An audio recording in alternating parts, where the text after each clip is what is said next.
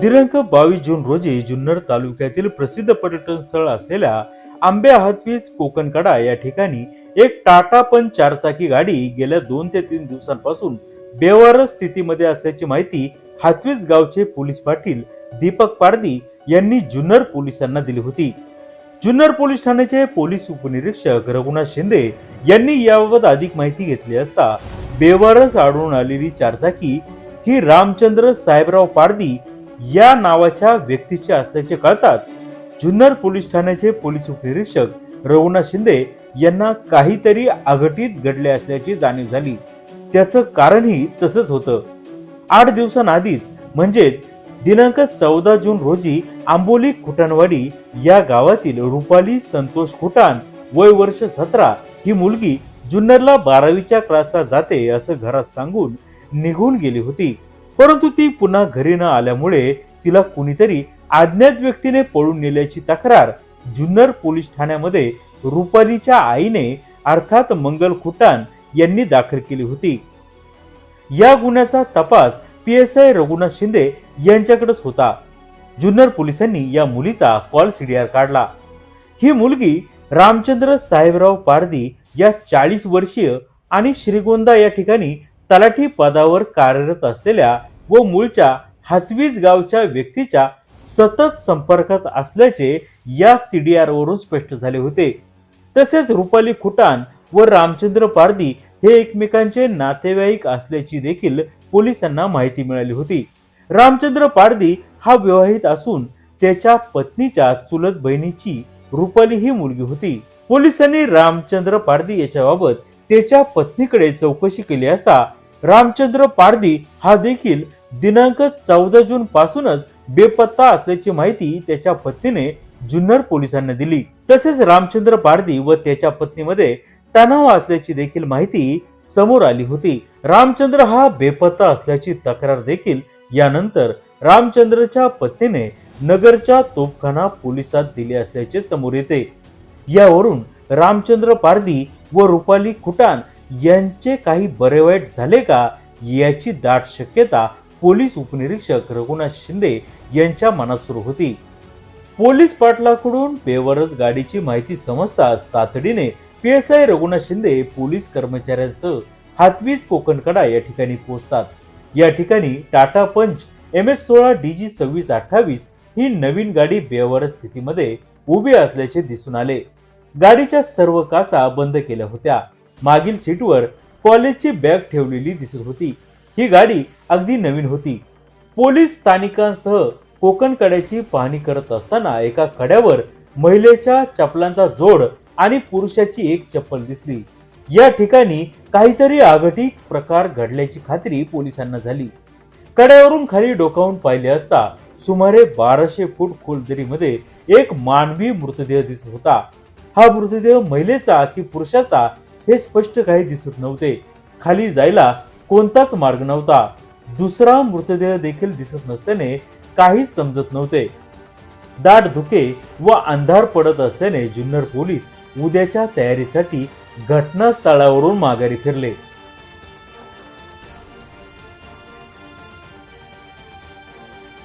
हा मृतदेह कसा काढायचा हा प्रश्न समोर असताना एकच पर्याय जुन्नर पोलिसांना समोर दिसला. तो म्हणजे जुन्नर रेस्क्यू टीम होय.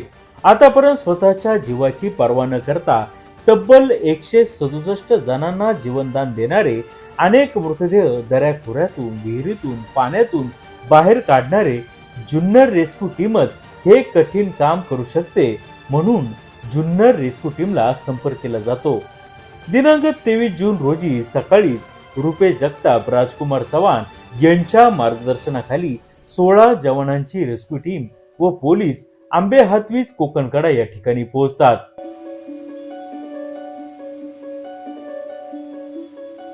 यावेळी एक मृतदेह कोकणकड्याच्या खाली पडला असल्याची खबर सगळीकडे वाऱ्यासारखी पसरलेली असते. आंबे हातवीज इंगळूण परिसरातून अनेक लोकांची गर्दी या कोकणकड्यावर होते. ही लोक आपसात कुजबुजत असल्यामुळे तेथील वातावरण एकदम भयान असे बनते.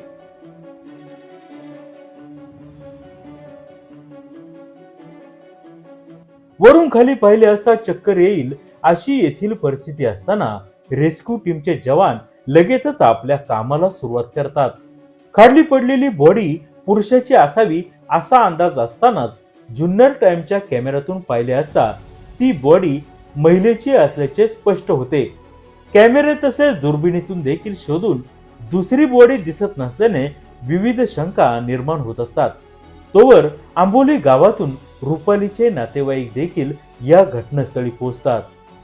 दानशूर व्यक्तींच्या मदतीतून खरेदी केलेले रोप, क्लिप्स तसेच विविध साहित्यांची जुळाजुळ सुरू होते. खाली कसे उतरायचे, बॉडीवर कशी काढायची याबाबत रेस्क्यू टीम मध्ये चर्चा सुरू होते. भक्कम झाड पाहून या झाडाला रोप बांधला जातो. रोप खाली फेकला जातो. सोसाट्याचा वारा, मध्येच येणारा पाऊस तसेच बोचणारी थंडी अशा कठीण परिस्थितीमध्ये खाली कोण उतरणार याची चर्चा सुरू होते.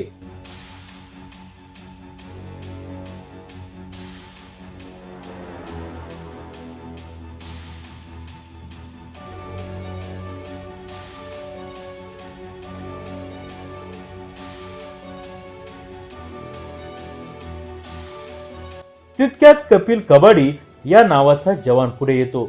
उत्तम गिर्यारोहक व अनुभवी धाडसी कपिल स्वतःच्या जीवाची पर्वा न करता आवश्यक ती सुरक्षा उपकरणं घालून 1200 फूट खोल कड्यामध्ये उतरायला सज्ज होतो.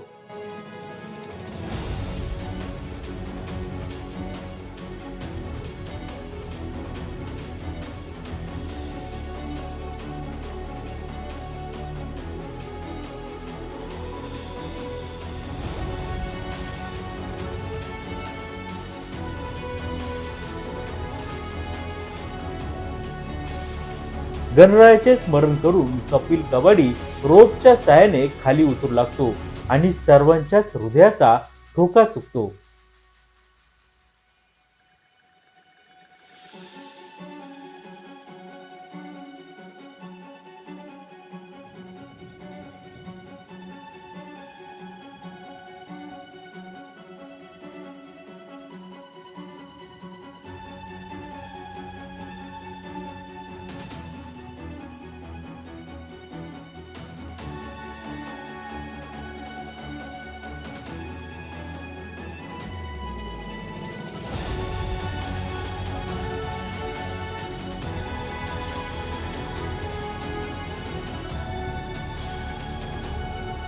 सर्वांच्या नजरा कपिल कबाडीवर ठेवून राहतात आणि पाहता पाहता काही क्षणामध्ये कपिल वेगाने खाली पोहोचतो.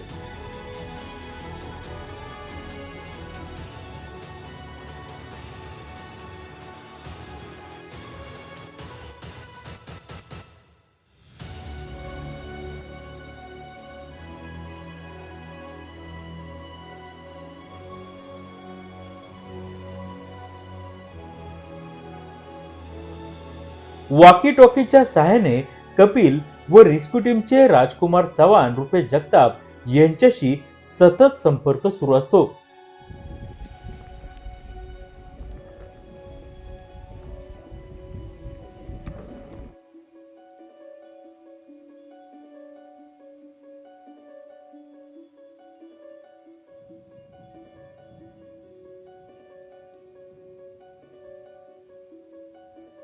डेड बॉडी जवळ पोहोचल्यानंतर कपिल कबाडी वर संदेश देतो, ती बॉडी महिलेची असल्याचा. यानंतर थोड्याच वेळात वॉकी टॉकीवरून दुसरा कपिलचा संदेश येतो आणि सर्वांचेच कानटाव करतात. ती म्हणजे त्याच ठिकाणी दुसरी एक पुरुषाची डेड बॉडी असल्याचा. दुसरी आहे का? हो आहे, खाली येते पार. काय झाडाच्या खालच्या बाजूला आहे का? दुसरी बॉडी पण आहे खाली. ती मगाशी पाहिजे होती ना सर्च मोरे साहेबांनी ना. कपिल, झाडाच्या खालच्या बाजूला आहे का? हो सर, ट्रेचर पाठवा खाली. किती फुट आहे विचार खाली किती बॉडी किती फुट आहे विचार सर. ट्रेचर घ्या बाळा, त्याच्या हातला काढून ठेव सर. पोलीस उपनिरीक्षक रघुनाथ शिंदे यांच्या मनातील भीती खरी ठरते. दुसरी पुरुषाची बॉडी रुपालीच्या बॉडीच्या थोड्याच अंतरावर झाडाखाली असल्याने वरून दिसत नव्हती. खाली पा खालच्या टप्प्यात 2 खड्डे पडलेले तिथे मला लागले. ते बॉडीच्या वरती जाऊ इथे त्या टपऱ्याला त्याच्या टपऱ्याला मला 2 खड्डे दिसले मातीचे. ते गवत आहे तिथं. हा गवत निघाले हा ते तिथं कुठलं तुला कुठं ओढणी दिसते याला बघू मला. हा इथं दिसले आहे ना रेड कलरची ओढणी चॉकलेटी कलरची. हे काय चॉकलेट कलरची आहे ना बरोबर पाहिली. कालच पाहिली मी ती. त्याने कालच पाहिलेली. अजून थांब थांब थांब तिथं झूम कर. बघ जरा झूम करू. तो तिथंच गेला. त्याला त्याला त्याला आवाज दे म्हणा त्याला. कपिल दोन्हीही डेड बॉडींचे फोटो काढून वर असलेल्या टीमला पाठवतो. या दोन्ही मृतदेहांची ओळख पटते. हे दोन्ही मृतदेह रुपाली आणि रामचंद्र यांचेच असतात. गेल्या अनेक दिवसांपासून ही डेड बॉडी पाण्या पावसात सडत असल्याने प्रचंड दुर्गंधी सुटलेली होती.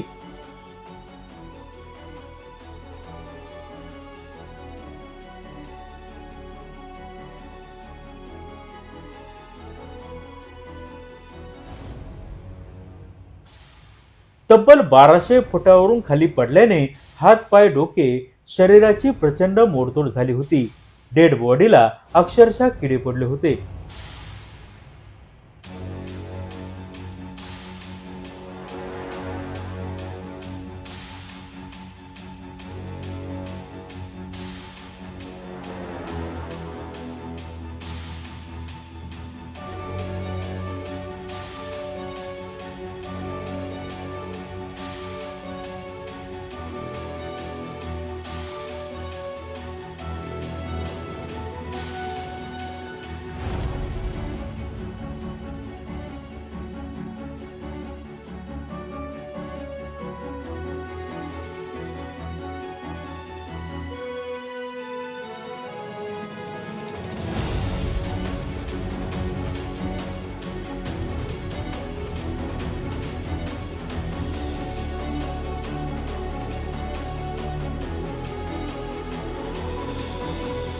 यावेळी दुसरी दोरी सोडून डेड बॉडी पॅक करण्याची स्ट्रेचर बॅग खाली सोडण्यात येते.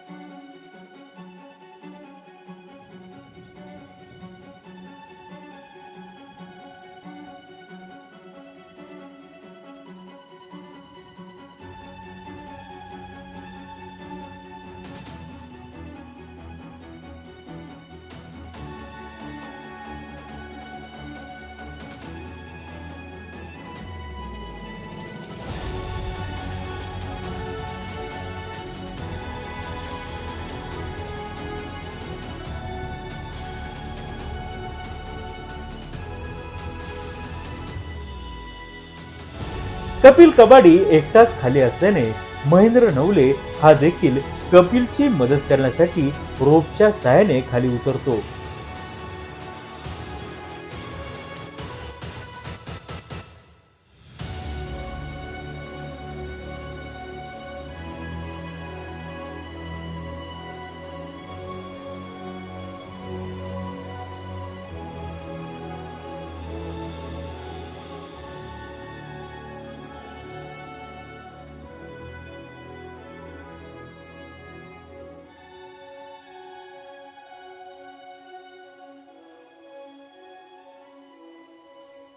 एक मिनिट देखील थांबता येणार नाही अशा दुर्गंधीत हे दोघे जवान रुपालीची बॉडी प्लॅस्टिक पिशवीत गुंडाळून व्यवस्थित बॅग मध्ये पॅक करून हे रोप खाली झाडाला बांधून बॉडीवर खेचताना कुठेही अडकू नये याची पुरेपूर काळजी घेत असतात.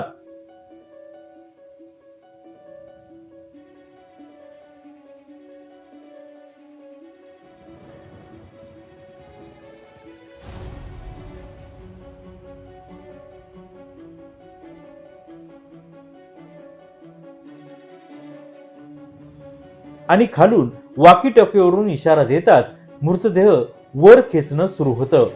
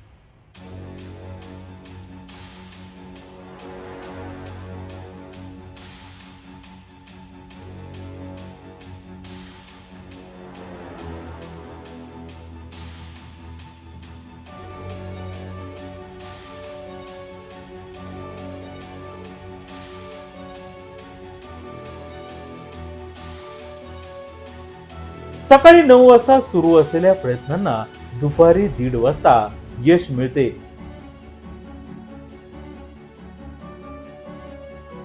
रुपालीचा मृतदेह सुरक्षितपणे वर काढण्यात येतो.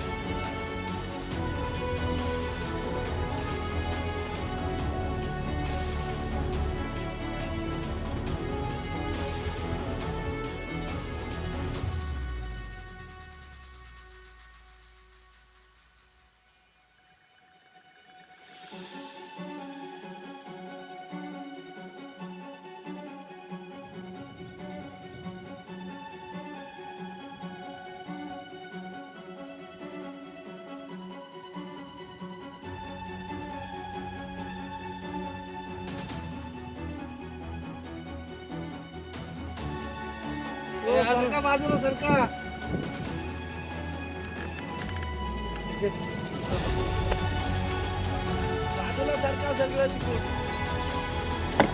आणि यानंतर सुरू होतो रामचंद्रचा मृतदेह काढण्याचा रेस्क्यू.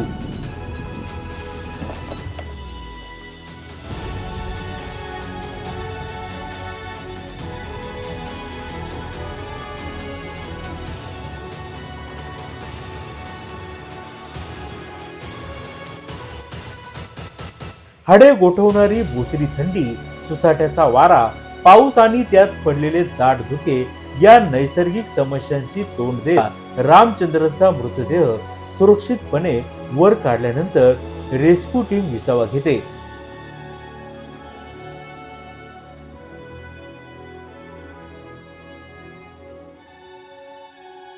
रुपाली आणि रामचंद्र या दोघांचे छिन्न विछिन्न मृतदेह पाहिल्यानंतर अनेक प्रश्न मनात येतात. सर्व व्यवस्थित असताना स्वतःच्या मनाचा भावनिक गुंता करून माणसं टोकाचा निर्णय घेतात, परंतु त्याचा त्रास मात्र इतर लोकांना नाहक सोसावा लागतो. रुपाली आणि रामचंद्र या दोघांच्याही चिठ्ठ्या पोलिसांना मिळून येतात. नात्याने काका असलेला रामचंद्र आणि रुपालीमध्ये 6 महिन्यांपासून संपर्क हा वाढत जातोय. 40 वर्षांचा रामचंद्र आणि 17 वर्षांची रुपाली. समाजाला कधीच मान्य न होणारी अशी स्थिती. रामचंद्र आपल्या चिठ्ठीत सर्व राग हा आपल्या पत्नीवर काढतो. पत्नीनं कधीच शारीरिक सुख दिलं नाही. गावोगावी सतत माझी बदनामी करून मला मानसिक त्रास दिला, माझं जीवन असह्य केलं असं लिहित पत्नीसह काही नातेवाईकांची नावं या चिठ्ठीमध्ये लिहून त्यांना जबाबदार धरून त्यांना शिक्षा करावी अशी मागणी करतो. शेवटी आई वडील, भाऊ आणि मुलांची मात्र माफी मागतो. रुपाली मात्र स्वतःच्या चिठ्ठीत स्वतःच्या आईला, वडिलांना, आजींना, मावशीला, इतर काही नातेवाईकांना जबाबदार धरते. यांनी चारित्र्याच्या संशयावरून मला सततचा त्रास दिला, म्हणून या सर्वांना जबाबदार धरून यांना देखील शिक्षा करावी अशी मागणी रुपाली चिठ्ठीमध्ये करते. अखेर 17 वर्षांच्या अल्लड वयातील रुपालीचा अखेर दुर्दैवी असा होतो. क्षणिक भावनिक कलोळातून होत्याचे नव्हते झाल्याचा प्रकार घडल्याने जुन्नर तालुक्यात मात्र खळबळ उडते. जुन्नर पोलीस सखोल तपास करत आहेत. यातून वास्तव समोर येईलच, परंतु हा मृतदेह काढण्यासाठी रेस्क्यू टीमने जे काही प्रयत्न केले त्याचे कौतुक करावे तेवढे थोडेच आहेत. सरकार त्यांना सुरक्षा साहित्य पुरवते, परंतु ते तकलादू आणि बोगस दर्जाचे असल्याने एकीकडे प्रशासनाबाबत चीड देखील येत आहे. या रेस्क्यू टीम मधील रेस्क्यू टीमचे जवान रुपेश जगताप, राजकुमार चव्हाण, कपिल कबाडी, महेंद्र नवले, संकेत कबाडी, सुजल बिडवई, शुभम सर्जिने, ओम बिडवई, संदीप पारधी, भरत जाधव, आदित्य आचार्य, दिनेश पापडे, निखिल कंठाळे, अक्षय वाघ या जवानांचे आभार मानावे तेवढे कमीच आहेत. जुन्नर पोलीस ठाण्याचे पोलीस उपनिरीक्षक रघुनाथ शिंदे, पोलीस कर्मचारी दादासाहेब पावडे, गणेश शिंदे तसेच महसूल विभागाचे कोतवाल पोलीस पाटील यांनी देखील सुरुवातीपासून शेवटपर्यंत थांबून मृतदेह नातेवाईकांच्या ताब्यात देण्याची प्रक्रिया पार पाडली. अधिक तपास जुन्नर पोलीस करत आहेत. जुन्नर टाइम्स, आंबे हातवी, जुन्नर.